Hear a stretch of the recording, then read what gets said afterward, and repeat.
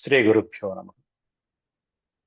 వ్యాస విరచిత శ్రీమద్భాగవతంలో దశమ స్కందంలో నేడు మనం 6వ అధ్యాయం 7వ అధ్యాయంలో మనం చెప్పుకున్నటువంటి ముఖ్య అంశాలని మరొకసారి మనం దాంట్లో ఉన్నటువంటి గూఢమైనటువంటి అర్థాలని పరిశీలించడానికి తెలుసుకోవడానికి ప్రయత్నిద్దాం. నేడు మనం చెప్పుకోబోయే ముఖ్యమైన అంశాల్లో పూతన ఉద్ధారం, పూతనకు భగవంతుడు మోక్షాన్ని ఇచ్చినటువంటి సన్నివేశంలో ఉన్న అంతరార్థం గాని, లేకపోతే శకటాసుర భంజనము, అలాగే తృణావర్తుని యొక్క సంహారము, చివరికి భగవంతుడు యశోదకి చూపించినటువంటి విశ్వరూపం, నోటిలో విశ్వాన్ని చూపించిన ఆ దృశ్యము మొదలైనటువంటి వాటిలో నిగూఢమైనటువంటి అంతరార్థాలు ఏమున్నాయి అనేటువంటి విషయాన్ని నేడు మనం చర్చించుకుందాం. ముందుగా దైవస్మరణ చేసుకుని ప్రవచనంలోకి వెళ్దాం. ఓ శుక్లాంబరధరం విష్ణుం శశివర్ణం చతుర్భుజం ప్రసన్నవదనం ధ్యాయేత్ సర్వవిఘ్నోపశాంతయే. వ్యాసం వసిష్ఠనప్తారం శక్తే పౌత్రమకల్మషం పరాశరాత్మజం వందే సుఖతాతం తపోనిధిం. వ్యాసాయ విష్ణురూపాయ వ్యాసరూపాయ విష్ణవే నమో వై బ్రహ్మనిధయే వాసిష్ఠాయ నమో నమః. నారాయణం నమస్కృత్య నరం చైవ నరోత్తమం దేవీం సరస్వతీం వ్యాసం తతో జయముదీరయేత్. పెద్దలందరికీ కూడా గీతా జయంతి పర్వదిన శుభాకాంక్షలు, శుభాశీస్సులు. అమ్మయ్య. అతి పుణ్యమైనటువంటి పవిత్రమైనటువంటి ఈ రోజున శ్రీమద్ భాగవతంలో దశమ స్కందంలో మనం పరమాత్ముడు తన బాల్య లీలల్లో ఆయన చూపించినటువంటి నమస్కారం మొదటి అండి. ఘట్టం ఏదైతే ఉందో, నమస్కారం, ఆ మొదటి ఘట్టంలో పూతన మోక్షం అనేటువంటి సన్నివేశము, దాంట్లో ఉన్నటువంటి అర్థాన్ని మనం తెలుసుకోవడానికి ప్రయత్నిద్దాం.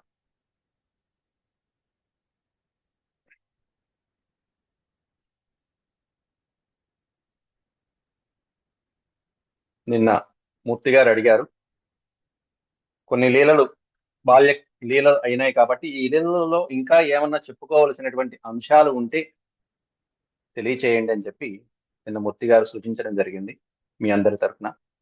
కాబట్టి వాటిలో ఉన్న అంతరార్థం, నేను ఎందుకంటే మీకు శ్లోకాలు ముఖ్యమైనటువంటివి, శ్లోకాలు నేర్చుకునేటువంటి వాళ్ళు కాబట్టి మీరు పెద్దలందరూ కూడా ఆ శ్లోకము ఎక్కడ విభజించుకోవాలి దాని భావము చెప్పుకుంటూ వెళ్తున్నాను. ఇలా సందర్భానుసారంగా ఇంకా చెప్పవలసినటువంటివి ఇంకా ఉన్నాయని మీకు తెలిసినటువంటి ప్రదేశాలు ఉన్నాయి కాబట్టి మీరు అడిగినటువంటి ఆ కోరిక మేర నా వంతు చెప్పడానికి నేను ప్రయత్నిస్తాను తెలిసినంత వరకు. ఇంకా మీకు చాలా విషయాలు తెలిసి ఉంటాయి కాబట్టి వాటిని కూడా మీరు చర్చించవచ్చు. ముందుగా దీంట్లో మనం చెప్పుకోవాల్సిన అంశాలలో ఎక్కువ అంశం ఉన్నటువంటిది పూతనని ఉద్ధరించడం అనేటువంటిది స్వామివారు. అక్కడ చాలా అంశాలు మనం ప్రస్తావించుకోవచ్చు. ఆ తర్వాత శకటాసుర భంజనము, తర్వాత తృణావర్తుని సంహారం. వీటిలో వరుసగా వద్దాం ఒకటి. ఎప్పుడైనా సరే భగవంతుడు స్వామి యొక్క అవతార లీలల్ని ప్రదర్శించేటప్పుడు, స్వామి అవతరించారు అంటేనే దేనికోసం అవతరిస్తారంటే భక్తుల కోసమే అవతరిస్తారు. ఎప్పుడు కూడా కేవలం భక్తుల కోసమే అవతరిస్తారు స్వామి. భక్త వత్సలు భగవంతుడు ఎప్పుడు కూడా. కాకపోతే ఎట్లాంటిదంటే, ఆవు తన దూడకి పాలు ఇవ్వటం కోసం అని చెప్పేసి పొదుగులో పాలని సిద్ధం చేసుకుంటూ ఉంటుంది. ఆ పొదుగులోని పాలని లేగదూడు చక్కగా ఆ పాలని గ్రోలిన తర్వాత మిగిలిన పాలు, ఇంకా చాలా పాలు ఉంటాయి, అన్ని పాలు దూడ తాగదు. మిగిలిన పాలు ఏ విధంగా అయితే మిగతా ప్రాణులకి, జీవులకి, మానవులకి ఎలా అయితే యోగ్యమవుతాయో, ఉపయోగ్యంగా ఉంటాయో, అలాగే భగవంతుడి అవతారం కూడా కేవలం భక్తుల కోసమే, భక్తుల్ని ఉద్ధరించడం కోసమే భగవంతుడి యొక్క అవతార లీలలన్నీ ఉంటాయి. ఆవు దూడకి పాలిచ్చినట్టు, మిగిలిన పాలని మిగతా వాళ్ళు వాడుకున్నట్టుగా ఆ స్వామి అవతారం వచ్చిన తర్వాత ఆయన భక్తుల్ని ఉద్ధరిస్తూనే ఒక పక్కన దుష్ట శిక్షణని, మరో పక్కన శిష్ట రక్షణని చేసుకుంటూ వెళ్తారు. ఇది అవతారాలలో మనకి కనిపించేటువంటి లీలలు, ప్రధానమైన అంశాలు. దీంట్లో బాలకృష్ణుడు చేసినటువంటి పూతనోద్ధారంలో పూతన అనేటువంటి ఆ పదంలో ఉన్నటువంటి అంతరార్థం మొట్టమొదట మనం తెలుసుకోవాలి. సంస్కృతంలో పూతము అంటే పవిత్రము అని అర్థం, చాలా పవిత్రము అని అర్థం. మరి ఈ పూతన పవిత్రమా? చివరిలో ఒక అక్షరం పెట్టారు, నా అని పెట్టారు. పూత న పవిత్రము కాదు అని అర్థం, అపవిత్రం. పూతన ఉన్నటువంటి పేరుకి అర్థం మాత్రమే చెప్తున్నా. ప్రతి పేరుకి అర్థం ఉంటుంది కదండి. ఆ అర్థానికి తగ్గట్టే వాళ్ళకి చక్కగా శక్తులు కూడా చేకూరుతూ ఉంటాయి. కొంతమంది పెద్దల పేర్లు పెట్టుకుంటారు, భగవంతుడి నామాలు పెట్టుకుంటారు, ఆ నామాన్ని ఉచ్చరిస్తూ ఉంటారు. కానీ ఈవిడ పేరు పూతన. పూతము కానటువంటిది ఏదైతే ఉంటుందో అది పూతన, పవిత్రము కాదు, అపవిత్రం. అట్లాంటి ఆ పూతనకి భగవంతుడు మోక్షాన్ని కల్పించడం అనే సన్నివేశం. అంటే అపవిత్రమైనటువంటి ప్రకృతి బంధము నుండి చేతనుడైనటువంటి జీవుడు బయటపడటమే ఈ పూతన యొక్క ఉద్ధారంలో ఉన్నటువంటి ముఖ్యమైన అంశం. పూతన అంటే అపవిత్రం. ఏమిటి అంటే ప్రకృతి, అపవిత్రమైనటువంటి ప్రకృతి, బంధమైపోయినటువంటి ప్రకృతి. ఈ బంధము నుండి విముక్తి కలిగించాలి. ఎవరికంటే జీవుడికి. ఆ జీవుడు చేతనుడై ముక్తిని పొందటం. ఎన్నో మార్గాలు ఉంటాయి ముక్తిని పొందటం. ఆ మార్గాల ద్వారా ముక్తిని పొందటం అనేది ఇక్కడ ఈ పూతన ఉద్ధారంలో మనం తెలుసుకోవాల్సినటువంటి అంశం. పూతన అంటే మనం చెప్పుకున్నాం, పూతము కానది పూతన. మరి మోక్షం అంటే ఏంటి? మోక్షం అంటే ఏంటంటే బయటపడటం, అంతే కదా. మోక్షం అంటే దేని నుంచి బయటపడాలి? ఇందాక చెప్పుకున్నటువంటి బంధము నుండే బయటపడాలి. ఆ బంధము నుండి బయటపడాలి. అసలు ఆ బంధం అంటే ఏమిటి అంటే ఈ జీవుడికి బంధించేటువంటివి ఏవైతే ఉంటాయో ఆ బంధాల నుండి బయటపడటం. అంటే పైకి కనిపిస్తున్నటువంటి ఈ శరీరమే కాకుండా, ఈ దేహం నుండే కాకుండా, ఈ శరీరానికి కారణమైనటువంటి సుకృత దుష్కృతమైనటువంటి కర్మలు ఏవైతే ఉంటాయో వాటి నుంచి కూడా, అంటే కర్మాచరణ కూడా, ఆ కర్మాచరణకి మూలమైనటువంటి బుద్ధి ఏదైతే ఉంటుందో ఆ బుద్ధికి కారణమైనటువంటి అవిద్య లేకపోతే అజ్ఞానము, అటువంటి అజ్ఞానం నుంచి కూడా బయటపడాలి. అందుకే గీతాకారులు చెప్తారు, అజ్ఞానేనావృతం జ్ఞానం తేన ముహ్యంతి జంతవః. మీ అందరికీ తెలుసు, ఈరోజు గీతా జయంతి సందర్భంగా గీతలో శ్లోకం కూడా వాడటం జరుగుతుంది. అజ్ఞేన ఆవృతం జ్ఞానం, అజ్ఞానం చేత ఆవృతమైనటువంటి జ్ఞానం కాస్త తేన ముహ్యంతి జంతవః. అటువంటి అజ్ఞానం చేత జంతువులు అంటే ప్రాణులందరూ కూడా ముహ్యంతి, మోహంలో పడిపోతున్నారయ్యా అర్జున అంటూ సాక్షాత్ శ్రీకృష్ణ పరమాత్ముడు చెప్పినటువంటి గీతోపదేశం 5వ అధ్యాయం. అట్లాంటి ఆ అజ్ఞానాన్ని మనం సమూలంగా తొలగించుకొని బయటపడటం, అదే కదా మరి మోక్షం అంటే. పూతన మోక్షం కూడా అట్లాంటి సందర్భాన్ని మనకి తెలియజేస్తూ ఉంటుంది. అలాంటి పూతనని అట్లా మెల్లగా స్వామివారు మోక్షం కలిగించిన సన్నివేశం. తన దగ్గరికి వచ్చినటువంటి పూతని మోక్షం కల్పించారు. అంటే దీపం వెలుగుతూ ఉంది, ఆ దీపానికి మసి పట్టింది, అజ్ఞానం అనేటువంటి మసి పట్టింది. ఆ దీపం చుట్టూతా మనం ఒక గ్లాసు, ఒక చుట్టూతా గాలి తగలకుండా ఉండటం కోసం అని చెప్పేసి గాజు గ్లాస్ ఒకటి బోధిస్తూ ఉంటాం. కొంచెం సేపు అయిన తర్వాత ఆ దీపం యొక్క మసి అంతా ఆ గ్లాసుకి చుట్టుకొని తర్వాత దీపం యొక్క ప్రసరణ కాంతి బయటికి విస్తరించదు. ఆ మసి పట్టినటువంటి ఆ గాజు గ్లాసుని కనుక మనం తీసేస్తే మళ్ళీ కాంతి విస్తరించేస్తూ ఉంటుంది. ఈ మసి పట్టినటువంటి గాజు గ్లాసుని తీయటం ఏమిటి అంటే మన యొక్క పాపకర్మనంతా తొలగించడం అనే సన్నివేశం. మన పాపకర్మలన్నీ కూడా ఆ మసిబట్టి ఉన్నటువంటి గాజు గ్లాసు లాంటి వాటిని తొలగిస్తే ఈ లోపల ఉన్నటువంటి కాంతి బయటికి ప్రసరిస్తూ ఉంటుంది. అంటే లోపల ఉన్నటువంటి అంతర్జ్యోతి, మన లోపల ఉన్నటువంటి పరమాత్మ అనే అంతర్జ్యోతి బహిర్జ్యోతిలో కలిసిపోతుంది. ఇంకా దాంట్లో తిరిగేముంది అంటే జీవాత్మ పరమాత్మ అనేటువంటివి లయమైపోతాయి, ఒకటైపోతాయి. అది ప్రధానమైనది. అయితే భగవంతుడిని చేరే ప్రయత్నాలు అనేక రకాలుగా చేస్తుంటారు సాధకులైనటువంటి వారు, ఎన్నో రకాలుగా చేస్తుంటారు. మనకి ప్రధానమైనటువంటిది జ్ఞానమే. అందులో ఈ జ్ఞానం ద్వారా మనంతట మనం బంధ విముక్తుల్ని అవటం కోసం ప్రయత్నిస్తూ ఉండాలి. భవబంధాల్లో మనం సంసారం అనే భవబంధాల్లో ఉంటుంది. దేంట్లో దేని చేత బయటపడాలంటే కేవలం జ్ఞానమే. అటువంటి జ్ఞానం ద్వారా మనంతట మనం బంధ విముక్తి ప్రయత్నించడం అనేటువంటిది ఏదైతే ఉంటుందో అది ఎట్లాంటిదంటే 8 అంతస్తుల యొక్క భవనం ఎక్కడం లాంటిది. 8 అంతస్తుల భవనం ఉందిట. ఆ భవనాన్ని ఎక్కాలంటే మెట్లెక్కుతూ ఒకదాని తర్వాత ఒకటి సాధన ద్వారా ఒకదాని మన ప్రయత్నం ద్వారా అలా ఎక్కుతూ వెళ్తాం. అమ్మయ్య 4 అంతస్తులు అయిపోయినాయి, అమ్మయ్య 5 అంతస్తులు అయిపోయినాయి, 8 అంతస్తులు చేరుకున్నాం. ఏమిటా 8 అంతస్తులు అయ్యా అంటే యమ నియమ ఆసన మొదలైనటువంటివి ఏవైతే ఉన్నాయో అష్టాంగాలు, ఈ అష్టాంగాలు యమ నియమం అనేటువంటివి 8 అంతస్తుల భవనాలు లాంటివి. సాధకుడైనటువంటి వాడు ఒక్కొక్క మెట్టు ఎక్కుతూ ఉంటాడు. దేని ద్వారా అంటే మన యొక్క జ్ఞానం ద్వారా, మనం ఆర్జించినటువంటి జ్ఞానాదుల ద్వారా ఒక్కొక్క సోపానాన్ని ఎక్కుతూ ఈ యమ నియమ ఆసనాదుల ద్వారా అష్టాంగాల ద్వారా సాధకుడైనటువంటి వాడు పరమపదాన్ని చేరుకుంటాడు.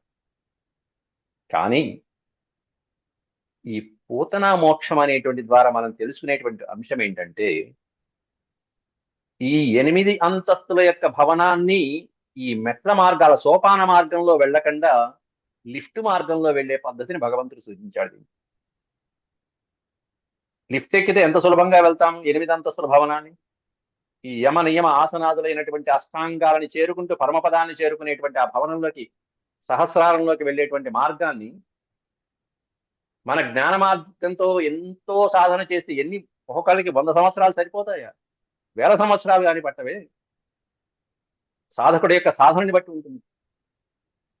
కానీ పరమాత్ముడు చెప్పిన అంశం ఈ 8 అంతస్తుల్ని కూడా అలా లిఫ్ట్లో అలా వెళ్ళిపోతే ఎంత సుఖంగా చేరతామో అట్లాంటి సుఖమైనటువంటి మార్గాన్ని ఇదిగో భగవంతుడి యొక్క తన యొక్క బాల్య లీలల్లో వర్ణిస్తున్నారు ఇక్కడ బాలకృష్ణ వారు.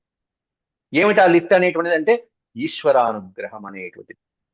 ఈశ్వర అనుగ్రహం లేకపోతే పరమాత్ముని అనుగ్రహం లేకపోతే ఎవరు అక్కడికి చేరుకోలేరు. మన ప్రయత్నంతో చేసుకుంటూ ఇదిగో ఇట్లాంటి చక్కగా సత్కాలక్షేపంతో రామాయణ భారత భాగవతాలతో సమయాన్ని ఇట్లాంటి సత్కాలక్షేపంతో ఎక్కువ గడుపుతూ భగవన్నామంతో గడిపేటువంటి సాధకులైనటువంటి వాళ్ళు చేరుకుంటారు. అంతకంటే సులభోపాయం ఇదిగో ఇక్కడ ఈ కథల్లో ఉదహరిస్తున్నారు వ్యాసులు వారు. అదే ఈశ్వర అనుగ్రహం ఉంటే ఇట్లాంటివి జరుగుతుంటాయి. ఆ ఈశ్వర అనుగ్రహం పట్టుకుంటే చాలు, అది లిఫ్ట్ లాగా మనకి పైకి తీసుకెళ్ళిపోతుంది. దానికి ఉదాహరణ ఏంటంటే అంటే మన బంధాల నుంచి తొలగించుకోవాలి, బంధాలు పెట్టుకోకూడదు, ఎక్కువ పెట్టుకోకూడదు. ఉదాహరణకి రామాయణంలో కూడా ఇలాంటి సన్నివేశాలు మనం గోచరిస్తూ ఉంటాయి. అరణ్య పర్వంలో శ్రీరాముల వారు అరణ్యానికి వెళ్ళగానే శరభంగ మహర్షులు మొదలైనటువంటి మహర్షులు ఎంతో మంది కొన్ని వేల సంవత్సరాలు తపస్సు చేసి బ్రహ్మలోకం కూడా పొందినటువంటి వాళ్ళు, ఇంద్రలోక బ్రహ్మలోక చంద్రలోకాలన్నీ పొందినటువంటి వాళ్ళు వాటిని తిరస్కరించారు. ఏంటి ఇంద్రలోకం ఇస్తావా, ఏమిటి బ్రహ్మలోకం ఇస్తావా, ఎందుకయ్యా నాకెందుకు, నా హక్కల పో అన్నారు. దేనికోసం అంటే ఆ లోకాలన్నీ కొంతకాలమే, మరి కొంతకాలం అయిన తర్వాత మళ్ళీ కిందకు వస్తావు. కానీ మళ్ళీ తిరిగి రానటువంటి లోకాలు చేరుకునేటువంటి పవిత్ర పదం ఏదైతే ఉంటుందో ఆ వైకుంఠ పదవ పొందడం కోసం వాళ్ళందరూ నిరీక్షిస్తున్నారు. రాముడు రానే వచ్చాడు, శ్రీరామచంద్రుడు. వాళ్ళు అనుకున్నట్టుగా, వాళ్ళు కోరుకున్నట్టుగా రాముడు వచ్చేసాడు. ఆ బ్రహ్మలోకాలు ఇంద్రలోకాలు మొదలైనటువంటివన్నీ కూడా పునరావృత్తిని కలిగినటువంటి, ఆ పునరావృత్తి రహితమైనటువంటి స్థానం కోసం వాళ్ళందరూ వేచి ఉన్నారు. శ్రీరాముడు రాగానే వాళ్ళందరూ కూడా ఏమంటున్నారంటే, శ్రీరామ నీకోసమే వేచి ఉన్నామయ్యా, నువ్వు వస్తావని మాకు తెలుసు. ఇదిగో ఇన్నాళ్ళ యొక్క తపశ్శక్తి మేము ఏదైతే చేశామో 1000 సంవత్సరాల తపశ్శక్తినంతా నీకు ధారపోస్తున్నామయ్యా అన్నారు. వాళ్ళ తపశ్శక్తినంతా రాముల్లో నిక్షిప్తం చేయడానికి సిద్ధమయ్యారు. ఇచ్చి వాళ్ళ లోకానికి, వాళ్ళు అనుకున్న లోకానికి వెళ్ళిపోదామని రాముడు అన్నాడు అక్కడ నిగూఢమైనటువంటి అంతరార్థంతో, అహమేవా హరిష్యామి సర్వలోకాన్ మహామునే. సింపుల్ గా చెప్పేశాడు, మహామునులారా అహమేవ ఆహరిష్యామి, నేను తీసుకున్నట్టే అన్నారు. తీసుకున్నట్టుగా అవసరమైతే నేను చూస్తాను, మీరు ఉంచండి, మీ దగ్గర ఉంచండి. ఎందుకంటే ఇక్కడ మీరు మీ పుణ్యాన్ని మాకు ఇస్తున్నారు. మీకు ఇస్తాను రామా, ఇదిగో ఈ పుణ్యం అంతా మీకు ఇస్తామంటున్నారు. ఇది ఇస్తాం, అది ఇస్తాం, అది ఇస్తాం, ఇది ఇస్తామంటే మళ్ళీ పుణ్యఫలం అనేటువంటిది అంటుకున్నట్టే కదా. పాపం ఎలా అంటుకుంటుందో పుణ్యం అనేటువంటి ఫలితం కూడా అది కూడా అంటుకోకుండా ఉంటుందా? తప్పకుండా అంటుకుంటుంది, చుట్టుకుంటుంది. కాబట్టి ఈ రూపంలోనో ఇంకో రూపంలోనో మరొక పంకాన్ని బురదని అంటించుకున్నట్టే లెక్క. అది ఏది తీసుకున్నా కూడా వాళ్ళ దగ్గర నుంచి ఏది తీసుకున్నా మళ్ళీ ఇంకో బురదని అంటించుకున్నట్టే లెక్క. అంటే మీరు ఇప్పుడు పుణ్య ఫలితం, పుణ్యం నాకు ఇచ్చారు, ఇచ్చిన తర్వాత ఏంటి, మీరు మళ్ళీ పొందాలి. పొందాలంటే ఏం చేయాలి? మళ్ళీ మీరు పుట్టాలి. అది రాముడు ఆలోచించిన. వద్దు వద్దు, నా దగ్గరికి వచ్చారు చాలు, మీరు నాకేం ఇవ్వక్కలే, మీరు నా దగ్గరికి వచ్చారు అంతే చాలయ్యా, నేను ఉండటానికి మాత్రం ఇంత చోటు ఇవ్వండి చాలని చెప్పి చోటు చూపించమన్నాడు శ్రీరామచంద్రుడు. అంతే. ఈ అరణ్యంలో చోటు చూపించండి అన్న.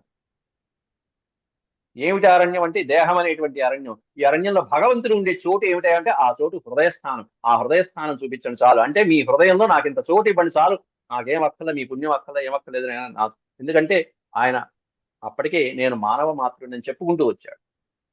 ఇవన్నీ నా హక్కు లేదని మొత్తుకుంటూ వచ్చాడు ఆయన. నాకు ఏ శ్రమ వద్దయ్యా, మీరు నా దగ్గరికి రావటంతోనే మీరు అనుకున్న పని నెరవేరింది, వెళ్ళండి అన్నాడు. అయిపోయింది. శ్రీరామచంద్రుడు భగవంతుడు రామచంద్రమూర్తి దగ్గరికి వాళ్ళు రావటంతోనే మీ పని పూర్తయినట్టే లెక్క. నేను పుచ్చుకోవడం అనేటువంటి పద్ధతి కాదు, అది కాదు పద్ధతి, నా అంతటా నేనే తీసుకుంటానన్నాడు శ్రీరామచంద్రుడు అక్కడ. అది అట్లాంటి సన్నివేశం. ఇలాంటివి ఎన్నో ఉన్నాయి. కుచేలుడి సందర్భంలో శ్రీకృష్ణ పరమాత్ముడు చూపించిన లీలల్లో కూడా అది మనం ముందు ముందు చెప్పుకుంటాం. అట్లా ఉంటుంది. అయితే అనేకమైనటువంటి లీలలు ఆ విధంగా చూపిస్తే, ఇంకొకటి వెనకటి రోజు మామూలుగా ఇక్కడ పూతన బాలకృష్ణుడికి ఆ స్తన్యాన్ని ఇవ్వడానికి వచ్చిన సందర్భంలో కూడా అది మనం సందర్భోచితంగా తీసుకోవచ్చు. మామూలుగా అయితే ఇప్పుడంటే పాల డబ్బాలు అందరికి అవైలబిలిటీ ఉంటాయి కాబట్టి ఒకళ్ళ పాలు లేకపోయినా కూడా పాల డబ్బాలు ఉపయోగించి పాలు పట్టేటువంటి. కానీ పూర్వకాలంలో అలా కాదు. పిల్లవాడు ఆకలి వేస్తుందంటే తల్లి దగ్గర పాలు లేకపోతే చుట్టుపక్కల వాళ్ళు కూడా వచ్చి పాలు ఇచ్చినటువంటి సన్నివేశాలు ఈనాటికి జరుగుతూనే ఉన్నాయి. కొన్ని ప్రాంతాలలో మనం చూస్తూనే ఉన్నాం. అట్లాగే అక్కడ నందవ్రజంలో పాలివ్వటం కోసం వచ్చింది పూతన. పాలు ఇస్తూ శిశువుల్ని సంహరిస్తూ వస్తుంది. ఎందుకంటే కంసుడు పంపించినటువంటి బాలఘాతి రాక్షసి కాబట్టి. అటువంటి ఆ రాక్షసి చేసినటువంటి వికృత చర్య. అయితే వస్తున్నటువంటి పూతనని ముందుగానే గమనించినటువంటి బాలకృష్ణుడు ఏం చేశాట? కళ్ళు మూసుకున్నట్ట ఒక్కసారి. విశేషమైనటువంటి అర్థాలు చెప్పాలంటే పరమాత్ముడి యొక్క ప్రతి చర్యని మనం చెప్పుకుంటూ వెళ్తేనే దాంట్లో ఉన్న అంతరార్థాలు బయటకు వస్తాయి. ఇప్పుడు చెయ్యి కదిలిచ్చినా మనం చెప్పుకోవాలి, కళ్ళు మూసుకున్నా చెప్పుకోవాలి, కాలు ఆడిచ్చినా చెప్పుకోవాలి. అప్పుడు దాంట్లో ఉన్నటువంటి అంతరార్థాలు బయటకు వస్తాయి. రీసెర్చ్ చేయాల్సిందే వ్యాఖ్యానంలో. శ్లోకం అర్థం చెప్పుకుంటూ వెళ్తే ఒకటి, కానీ ఇట్లాంటి సందర్భాల్లో కొన్ని నిగూఢమైనటువంటి అర్థాలు చెప్పాలంటే అలా ఎందుకు చేశాడు? కళ్ళు ఎందుకు మూసుకున్నాడు? పూతన వచ్చినప్పుడు కళ్ళు ఎందుకు మూసుకున్నాడు స్వామి? కళ్ళు మూసుకుంటే ఏంటి? పడుకున్నట్టు కదా అర్థం. పడుకుంటే పాలిస్తుందా తల్లి? ఏడిస్తే కదా పాలిచ్చేది తల్లి అనేటువంటి అర్థాలు మనం తీసుకోవచ్చు అక్కడ. ఎందుకంటే స్పష్టంగా చెప్పారు ఆ శ్లోకంలో, విభుజ్యతాం బాలకమారికాగ్రహం చరాచరాత్మా స నిమీలితేక్షణ. నిమీలిత ఈక్షణ. ఈక్షణం అంటే చూపు, నిమీలిత అంటే కళ్ళు మూసుకున్నట్ట స్వామి ఒక్కసారి. అంటే వస్తున్నటువంటిది పూతన ప్రవేశించింది. ఓహో పూతన ప్రవేశించిందా అనుకుని ఒక్కసారి స్వామివారు ఆలోచనలో పడ్డారట. ఒక్క క్షణకాలం ఆలోచించారు స్వామి, ఏం చేయాలి ఈమెను. ఈమె ఎట్లా వస్తుందో స్వామికి తెలుసు. విషం ఇవ్వటానికి వస్తుంది, పాలని కాదు. అట్లా విషం ఇవ్వటానికి వస్తున్నటువంటి ఆమెను ఏం చేయాలి? ఉద్ధరించాలా, సంహరించాలా, మోక్షం కల్పించాలా లేదా అనేటువంటిది స్వామి ఆలోచనలో పడ్డట్టుగా కొన్ని వ్యాఖ్యాకారులు కొంతమంది చెప్పడం జరిగింది కొన్ని పుస్తకాలలో. ఎందుకంటే విషం ఎట్లా మింగాలి స్వామి? అంత బాలకృష్ణుడు విషం మింగాలా వద్దా అని కళ్ళు మూసుకుని ఆలోచించినట్టుగా చెప్పుకుంటూ ఉంటారు. అందులో స్వామివారు ఉయ్యాల్లో ఉన్నారు. ఉయ్యాల్లో చూసినటువంటి శ్రీకృష్ణ పరమాత్ముని దానికి ఒక అత్యద్భుతమైనటువంటి శ్లోకం ఉంది. డోలాయమానం గోవిందం మంచస్థం మధుసూదనం రథస్థం కేశవం దృష్ట్వా పునర్జన్మ న విద్యతే. పునర్జన్మ ఉండదుగా ఈ దృశ్యాలు చూసినటువంటి వాళ్ళు. ఏమిటా దృశ్యాలు అంటే పునర్జన్మ లేకుండా ఉండాలి అంటే ఇగో ఈ 3 సన్నివేశాలు చూడాలి. డోలాయమానం గోవిందం, ఆ తిరుమలలో సాయంత్రం పూట వేళలో ఆ ఉంజల సేవ చేస్తున్నప్పుడు గోవిందుని చూస్తూ ఉంటాను చూసారా, అలా చూసినటువంటి వాళ్ళకి పునర్జన్మ న విద్యతే, ఇక మోక్షమే, వాళ్ళకి పునర్జన్మ ఉండదు. డోలా అంటే ఊయల, ఊయలలో ఊగుతున్నటువంటి ఆ గోవిందుని స్మరించినటువంటి వాళ్ళకి, సేవించిన వాళ్ళకి, చూసినటువంటి వాళ్ళకి, దర్శించుకున్నటువంటి వాళ్ళకి పునర్జన్మ ఉండదయ్యా. రెండోది మంచస్థం మధుసూదనం, మధుసూదనుడు ఆ పద్మనాభ స్వామిని, అనంతశేష సాయి అయినటువంటి ఆ స్వామిని దర్శించుకున్నటువంటి వాళ్ళకి పునర్జన్మ న విద్యతే, మోక్షమేనయ్యా, వాళ్ళకి పునర్జన్మ అంటూ ఉండదు అంటూ వర్ణించారు. ఇంకొకరు ఉన్నారు, ఎవరయ్యా అంటే, వాళ్ళు ఎవరయ్యా అంటే రథస్థం కేశవం దృష్ట్వా పునర్జన్మ న విద్యతే. రథస్థం కేశవం, రథమును అధిరోహించి ఉన్నటువంటి శ్రీకృష్ణ పరమాత్ముని చూసి, అందుకే ఇంట్లో చాలా మంది వారికి భగవద్గీత అర్జునుడికి గీతోపదేశం చేస్తున్నటువంటి విధంగా మనం భగవంతుని యొక్క చిత్రపటాలని పెట్టుకుంటూ ఉంటాం, విగ్రహాలని పెట్టుకుంటూ. రథంలో ఉన్నటువంటి కేశవుణ్ణి చూసినటువంటి వాళ్ళకి పునర్జన్మ న విద్యతే అన్నాడు. అట్లా ఇక్కడ ఉయ్యాలలో గోవిందుడు ఉన్నాడు, ఇక్కడ గోపాలకుడు ఉన్నాడు, శ్రీకృష్ణ పరమాత్మ. అంటే ఈ 3 స్వరూపాలలో ఆ శ్రీ మహావిష్ణువు యొక్క రూపాన్ని చూసినటువంటి వాళ్ళకి పునర్జన్మ ఉండదు, అది ఏ అవతారమైనా కానీ. ఉంజల సేవ చేస్తున్నప్పుడు కానీ, శయనిచ్చి ఉన్నప్పుడు కానీ, లేకపోతే మంచము అనే పదానికి అర్థం ఆసనము, మంచము. ఆసనంలో కూర్చుని ఉన్న ఉన్నతమైనటువంటి పీఠాన్ని మంచం అంటే. మూడోది ఏమిటి అంటే రథం మీద ఉన్నటువంటి, అధిరోహించి ఉన్నటువంటి స్వామిని చూసినటువంటి వాళ్ళకి మోక్షమే. అందులో ఇక్కడ పూతన చూసింది ఎవరినంటే ఊయలలో పడుకున్నటువంటి బాలకృష్ణుని చూసింది. మరి మోక్షం కాక ఏమిటి, మోక్షం ఇచ్చి తీరాల్సిందే ఈ నియమం ప్రకారం. కానీ వస్తున్నది ఏమన్నా విషం ఇవ్వటానికి వస్తున్నది. ఎన్ని పాపాలు చేసింది, ఎంతమంది శిశువుల్ని చంపింది, బ్రహ్మహత్యా దోషాలు అవన్నీ కూడా. మరి అన్ని దోషాలను కూడా కడిగేయాలంటే ఈ పూతనకి ఎంత అదృష్టం దక్కాలి, అంత అదృష్టాన్ని స్వామి కల్పించారు. ఒకటేమిటంటే ఇదిగో ఉయ్యాలలో పడుకున్నటువంటి స్వామిని దర్శించడం ఒకటైతే, ఇంకొకటి వస్తున్నది ఎలా వస్తుంది, స్తన్యం ఇవ్వటానికి వస్తున్నది, పాలు పట్టాలనేటువంటి వంకతో వస్తున్నది.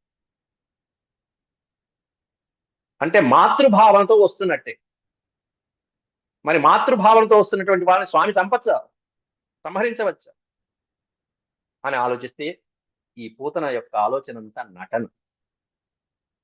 ఈ నటించేటువంటి వాళ్ళకి ఇంతకంటే నటనా సూత్రధారి అయినటువంటి వాడు ఆయన పరమాత్మ, జగన్నాటక సూత్రధారి. కాబట్టి ఈ నాటకకర్తకు తగ్గట్టుగా ఆ స్వామి చేశారు, ఆయన్ని నాటకమే, అంతా లేలే. కాబట్టి అక్కడికి కూడా సరిపోయినాయి భావించుకోవచ్చు. ఇంకొక అంశం మనం ఆ రోజు పాఠంలో మనం చెప్పుకున్నాం, పూతన పూర్వజన్మ. ఈ పూర్వజన్మ వృత్తాంతం చెప్పుకుంటే ఈ పూతన యొక్క పూర్వజన్మలో రత్నమాల, బలిచక్రవర్తి కుమార్తె రత్నమాల పూతన యొక్క పూర్వజన్మ. బలిచక్రవర్తి వామనావతారంలో వచ్చినటువంటి వామనావతారంలో వచ్చినటువంటి శ్రీ మహావిష్ణువుకి బలిచక్రవర్తి అక్కడ అలా 3 అడుగులు నేల ధారపోస్తూ ఉంటే, వామనావతారంలో ఉన్నటువంటి పరమాత్మని ఆ పిల్లవాడిని చూసేటప్పటికీ ముచ్చరపడింది ముందు రత్నమాల అనేటువంటి పూతన. చూసి ముగ్ధురాలైపోయి మొట్టమొదటి ఆవిడ కోరుకున్న కోరిక ఏమిటంటే, ఆ పిల్లవాడిని చూసేటప్పటికీ, ఆ వామనుడిని చూసేటప్పటికీ ఈవిడ స్తన్యం పొంగింది, హృదయం పొంగింది, ఒక్కసారి పాలు స్రవించాయి. ఇతరికి నా స్తన్యాన్ని ఇవ్వాలి, పాలని అందించాలి అని చెప్పి ఆవిడ మనసులో కోరుకుంది. స్వామి అక్కడ తథాస్తు అని దీవించేశారు వెంటనే. వామనావతారం మనసులో కోరిక, ఆయన సర్వాంతర్యాన్ని, ఆమెలో ఉన్నటువంటి పరమాత్మను తథాస్తు అనుకున్నాడు. కానీ బలిచక్రవర్తిని మోసం చేసి 3 అడుగులు అని చెప్పి మొత్తం అంతా ఇంతింత ఇవటుడింతయే మరియు తానంతయ్య అంటూ అలా ఆక్రమించేసి, విశ్వానంతా ఆక్రమించేసి తన పాదాన్ని తండ్రి శిరస్సు మీద పాదం పెట్టినప్పుడు రత్నమాల యొక్క ఆలోచన మారిపోయింది. ఆవిడ యొక్క ఆలోచన మారిపోయింది, నా తండ్రిని ఇంత మోసం చేస్తాడా శ్రీహరి, ఇతడికి పాలు కాదు విషం ఇవ్వాలని చెప్పి కోరుకుంది అక్కడ. అప్పుడు కూడా స్వామి, అంతర్యామిగా ఉన్న స్వామి తథాస్తు అనేది దీవించాడు. మనం ఏది కోరుకుంటే అది ఆయన తథాస్తు అంటారు. పాలనిస్తానన్నప్పుడు తదాస్తు అన్నారు, విషమిస్తానన్నప్పుడు తదాస్తు అన్నారు. కాబట్టి పాల ఇవ్వటానికి వచ్చినటువంటి ఆవిడ పాలని ఇవ్వట్ల, ఇక్కడ విషమిస్తుంది. స్వామి సిద్ధమయ్యారు, అక్కడ సిద్ధమయ్యారు. అట్లాంటి సన్నివేశం పూతన ఉద్ధరణ అనేటువంటి, పూతన మోక్షం అనేటువంటి సన్నివేశంలో చెప్పుకోవాల్సినటువంటి ఘట్టం ఇది. మనకి సమయానుకూలంగా మనం ఆ రోజు పాఠం చెప్పుకుంటూ వెళ్ళాం. నిన్న మూర్తి గారు అడగడంతో ఈ విషయాలన్నీ బయటికి తీసి వివరంగా సమయానుకూలంగా చెప్పడానికి ప్రయత్నిస్తున్నాను, అంతే, అంతకుమించి ఏం లేదు. అయితే వచ్చిన తర్వాత మనకి వ్యాసభారతంలోనే ఉన్న, వ్యాస భాగవతంలోనే ఉన్న ఈమె యొక్క రాక్షసమాయని కనిపెట్టలేకపోయారు గోపికలని చెప్పారు. ఆంధ్ర భాగవతంలో పోతనామాచుల వారు స్పష్టంగా చెప్పారు, వద్దన్నారు. ఫస్ట్ తల్లులు వద్దన్నారు, రుద్రమా నీ స్తన్యం ఇవ్వమాకన్నారు. కానీ మళ్ళీ తిరిగి ఆవిడ యొక్క అందానికి, రాక్షసమాయకి వీళ్ళు మాట్లాడుతూనే పోతన వెళ్ళి ఆ పిల్లవాడిని ఒళ్ళో పెట్టేసుకుంది, గ్రహించింది. ఆ విషయాన్ని ఇవ్వటం ప్రయత్నించింది, విషయాన్ని ఇచ్చేసింది. పట్టుకున్నాడు పిల్లవాడు స్వామి. ఆ విషయాన్ని నోట్లో, ఆ స్తన్యం ఇవ్వటం కోసం అని చెప్పేసి ఎదని నోట్లో పెట్టుకునేటప్పటికీ స్వామి కాస్త పట్టుకున్నారు 2 చేతులతో, ఇక వదలట్లా. ఆ తర్వాత ఏం చేసింది, అక్కడే ఆ రోజు మన శ్లోకంలో చెప్పుకున్నాం, ముంచార్భక ముంచ ముంచ అంటూ విపరీతమైన కేకలు పెట్టింది పూతన. ముంచ అంటే విడు విడు చాలు, తాగి అలా అలా ముంచ ముంచ అంటారు. ఇక చాలు ఆయన తాగింది చాలు, విడిచిపెట్టు అని అరిచింది. ప్రాణాలు హరించేశాడు స్వామి.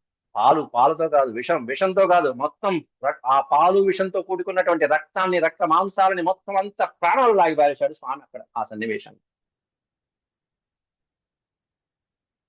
దీంట్లో పాలు విషము ఈ రెండిటికి ఆవాసమైనది ఏమిటంటే క్షీరసాగరం. ఈవిడ దాంట్లో ఈ స్తన్యాలు, పూతన యొక్క స్తన్యాలు, ఈ రెండు కూడా మనం తర్వాత వేదాంతపరమైనటువంటి దృష్టిలో కూడా మనం చెప్పుకుంటాం. ఉండేటువంటి 2 స్తన్యాలను కూడా చెప్పుకుంటాం. ఈ పాలకి ఈ విషానికి రెండిటికి ఆవాసం ఏమిటంటే క్షీరసాగరం, పాలసముద్రం. ఈవిడ ఇచ్చేటి పాలైనా, లేకపోతే ఆవిడ నుంచి ఉద్భవించినటువంటి విషమైన స్వీకరించగలిగినటువంటి వాడు ఎవరంటే క్షీరసాగర శయనుడైతేనే దీనికి సమర్థుడు. కాబట్టి శ్రీ మహావిష్ణువు రూపంలో ఉన్న బాలకృష్ణుడు ఆ విషాన్ని గురవలేడు. ఎందుకంటే ఆ క్షీరసాగర మధుల నుంచే వచ్చింది విషం, గరళం. శ్రీ రుద్రుడు కాస్త స్వీకరించాడు, ఇక్కడ ఏమన్నా స్వామి స్వీకరిస్తున్నారు స్వయంగా. అయితే పట్టుకున్నాడు, ఈవిడేమన్నా గోల పెడుతుంది, ముంచె అలంబాలగా అర్ధగా ముంచె అంటారు వస్తుంది. కానీ స్వామి వదిలిపెట్టారా? ఒకసారి పట్టుకున్నాక వదిలే ప్రసక్తే లేదు స్వామి, ఎప్పుడు కూడా వదిలే ప్రసక్తి లేదు. ఇది పరమాత్ముడి యొక్క లక్షణం. ఎప్పుడు కూడా ఇస్తానని నీ అంతటా నువ్వు వచ్చావు. స్వామి రమ్మన్నాడా? పోతనా నువ్వురా, నేను పాలు తాగుతా, విషం తాగుతా అని స్వామి పిలిచారా? పోతన వచ్చింది. సాధకుడు పరమాత్మ దగ్గరికి రావాలి. పోతన వచ్చింది, భగవంతుడు రమ్మని చెప్పడు, నువ్వు ఇచ్చే అని చెప్పడు. నువ్వు రావాలి, నీ ప్రయత్నంతో నువ్వు రావాలి భగవంతుడి దగ్గరికి. పోతన వచ్చింది, ఇస్తానంటూ వచ్చింది. పోనీ ఇచ్చిందా అని కూర్చున్నావా? ముంచే చాలు ఇంక చాలు, విడిచిపెట్టరా ఆయన, నా వల్ల కావట్లేదని చెప్పి అంటూ అరుస్తున్నా కూడా అబ్బే వదిలిపెట్టల స్వామి. అంటే ఒకసారి భగవంతుడి యొక్క చేతికి చిక్కాక సాధకుడిని భగవంతుడు మోక్షం ఇచ్చేదాకా వదిలిపెట్టడు. అది భగవంతుడి యొక్క లక్షణం. ఇంతకంటే ఏముందండి? ఇంతకంటే ఏం కావాలి గొప్ప లక్షణం? అది భగవంతుడి యొక్క లక్షణం. నీ అంతటా నువ్వు నా దగ్గరికి వచ్చావు, మళ్ళీ మధ్యలో నువ్వే అలా ముంచే అంటే వదులు అంటావేంటి? అదే పోతన లక్షణం. అంటే సాధకుడైనటువంటి వాడు ఎప్పుడు కూడా మధ్యలో వదిలిపెట్టు అని భగవంతుడిని అనకూడదు, ఆయన వదిలిపెట్టడు. అది ఆయన లక్షణం. అంతా మన ఇష్టమేనా? అట్లా ఒకసారి భగవంతుడి దగ్గరికి రావటం వరకే మన ప్రయత్నం, వచ్చిన తర్వాత ఆయన చూసుకుంటాడు అంతా. ఆ బాధ్యత అంతా ఆ భగవంతుడిదే. అందుకే త్యాగరాజ స్వామి గారు కూడా అంటూ ఉంటాడు, పట్టి విడువరాదు విడిచిన నీకే అపవాదు అంటూ స్వామిని కీర్తిస్తారు. పట్టిన తర్వాత విడవమాగవయ్యే, విడిస్తే నీకే అపవాదు అంటూ భగవంతుని కీర్తిస్తాడు అక్కడ స్వామివారిని, త్యాగరాజస్వామి.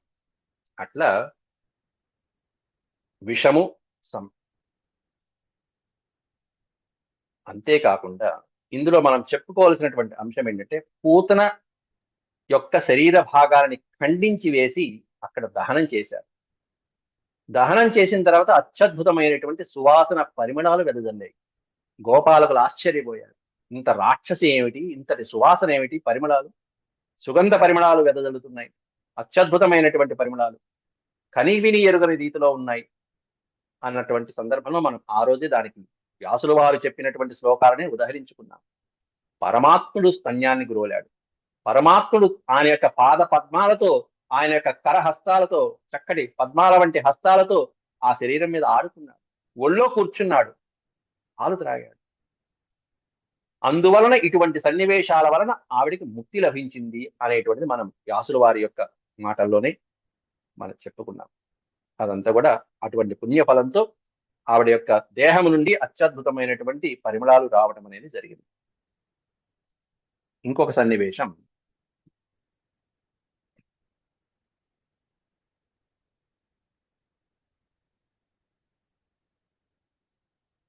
పూతనకు ఉన్నటువంటి 2 స్తనములు, వీటిని కొంచెం విశదీకరించుకుంటే అవి ఎట్లాంటివంటే, ఒకటి కర్తృత్వము, ఇంకొకటి భోక్తృత్వము అనేటువంటి 2 విధాలుగా మనం ఉదాహరించుకోవచ్చు, వ్యాఖ్యానం చేసుకుంటే. అంటే ఒక స్తన్యం ఏమన్నా పనిని చేయటానికి ప్రేరేపించే విధంగా ఉంటే, రెండోది ఏమన్నా ఆ పని వలన వచ్చిన కర్మ ఫలాన్ని అనుభవించేటువంటి స్తన్యం. అది పాలు విషము, విషము పాలు. ఒకటేమన్నా కర్మ, ఇంకోటేమే కర్మఫలం అనుభవించడం.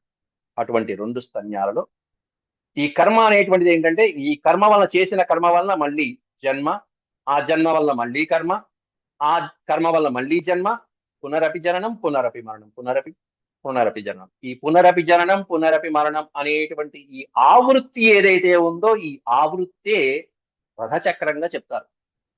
ఈ రథచక్రము అనేటువంటిది, ఈ చక్రము అనేటువంటి పేరులోనే శకటాసుర రథచక్రం, శకటము అంటేనే బండి, ఆ బండి చక్రము అనేటువంటి అసురుడి రూపంలో మళ్ళీ తర్వాత రాబోయే 2వ రాక్షసుడి యొక్క ఇతివృత్తం మనం చెప్పుకోవచ్చు.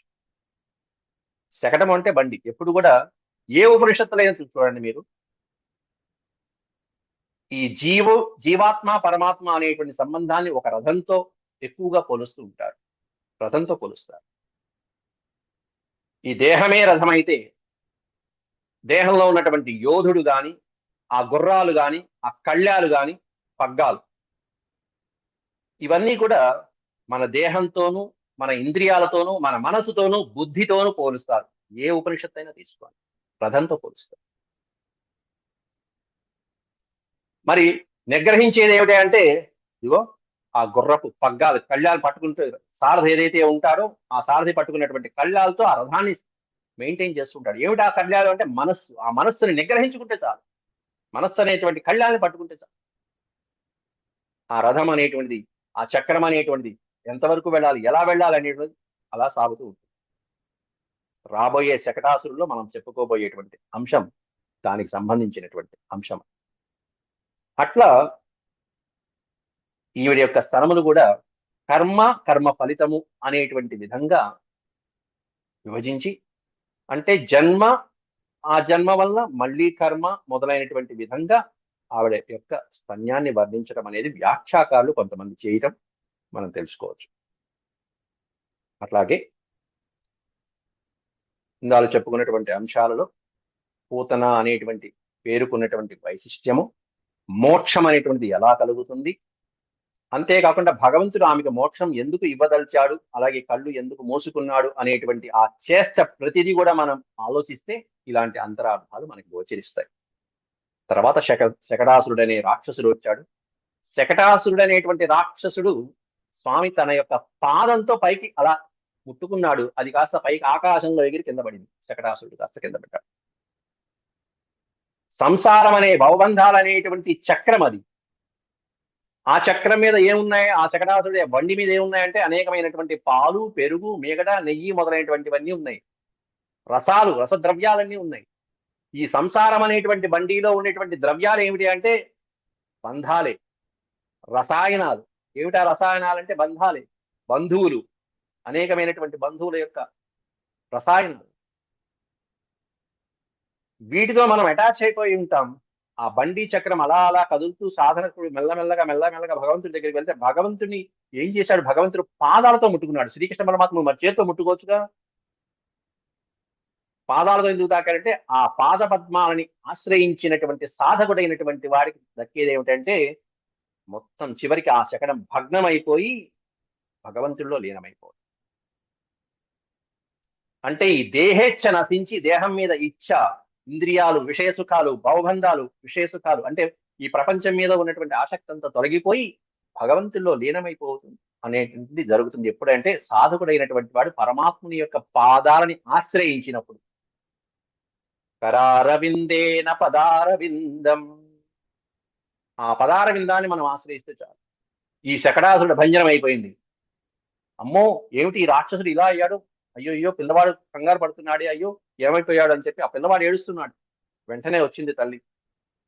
అలిసితివి కదన్న, ఆకుంటివి కదన్న, మంచి అన్న ఏట్టు మానమన్న, చన్ను గుడుపుమన్న, సంతసపడుమన్న అనుచు చన్ను కుడిపే అర్భకులు. అర్భకునకు చన్ను కుడిపే. ఆ పిల్లవాడికి వెంటనే తల్లి వచ్చింది. అయ్యో ఏదో జరిగిపోయింది అని చెప్పి ఆతృతతో వచ్చి, అలసితివి కదన్నా, అయ్యో నా చిన్ని కృష్ణుడు ఎంత అలసిపోయాడో, ఒక తన్ను తన్నాడు, ఎగిరి కింద పడింది అది. అలిసితివి, ఈయన అలసట, ఈయనకు అలసట. వాడికి నోట్లో మాట లేదు ఆ రాక్షసుడి. అలిసితివి కదన్నా, ఆకొంటివి కదన్నా, అయ్యో బాగా ఆకలితో ఉన్నావు కదన్నా. ఆకొంటివి అంటే బాగా ఆకలితో ఉన్నావు, ఆడుకున్నావు.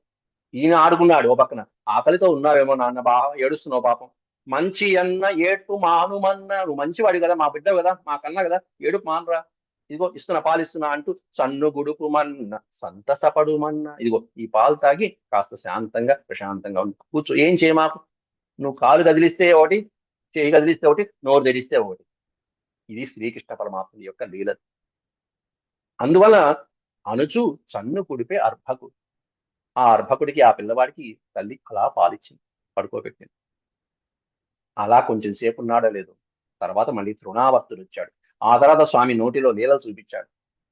అవి ఏమిటి అనేటువంటి ఆ విషయాలు మళ్ళీ తర్వాత పాఠంలో మనం తెలుసుకుందాం. సమయం మించిపోతున్నది కాబట్టి రేపటి పాఠంలో తెలుసుకుందాం. అంతవరకు సెలవు. ఓం శాంతి శాంతి శాంతి. యదక్షరపద భ్రష్టం మాత్రాహీనం చ యద్భవేత్ తత్సర్వం క్షమ్యతాం దేవ. నారాయణ నమోస్తే. సర్వం శ్రీకృష్ణార్పణమస్తు. ఓం నమో భగవతే వాసుదేవాయ. హరి ఓం.